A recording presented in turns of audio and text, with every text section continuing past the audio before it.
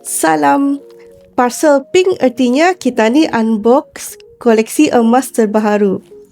Ini 10 gram bunga emas, iaitu EPP terakhir saya membuat masa Januari lepas.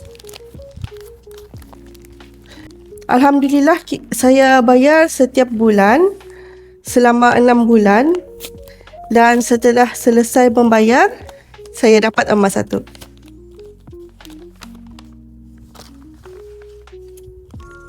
Warna pink yang punya foldernya.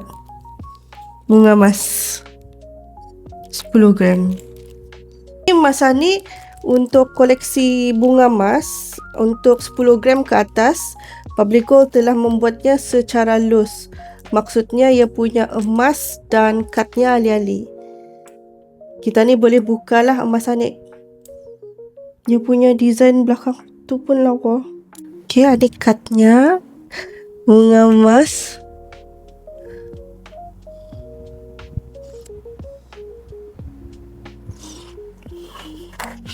Dan ini emasnya 10 gram. Alhamdulillah. Kita ni boleh buka dia punya plastik macam ni.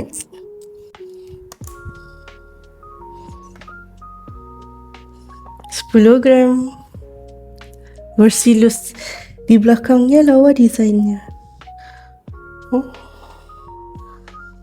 Ini first time saya lihat real life 10 gram yang bunga emas versi baru. Very nice. Alhamdulillah. Beli emas, dapat emas. Ini antara desain-desain 10 gram yang Publico pernah keluarkan yang saya ada dalam koleksi. Ini 10 gram iaitu emas gold bar pertama saya yang terawal. Lepas satu, Publico ada pernah juga mengeluarkan yang versi yang loose macam ni. Bunga emas juga namanya. Tapi ni ia punya design ada berbeza sikit lah dengan yang baru ni. Lepas Publico keluarkan yang loose ni, ada yang dalam kad versinya yang kedua lah, kira bunga emasnya ni. Ini sama juga 10 gram je masih. And then yang terkini kepurplean sikit lah compare to dengan yang lain atau biru. Very nice.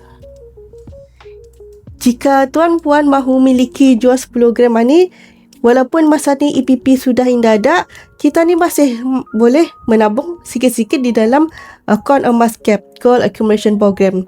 Sudah selesai kita ni sampai 10 gram, kita ni boleh withdrawkan 10 gram itu dalam bentuk fizikal. Memang puas hati lah. Hubungi saya jika tuan-puan mahu miliki jua 10 gram ni. Terima kasih.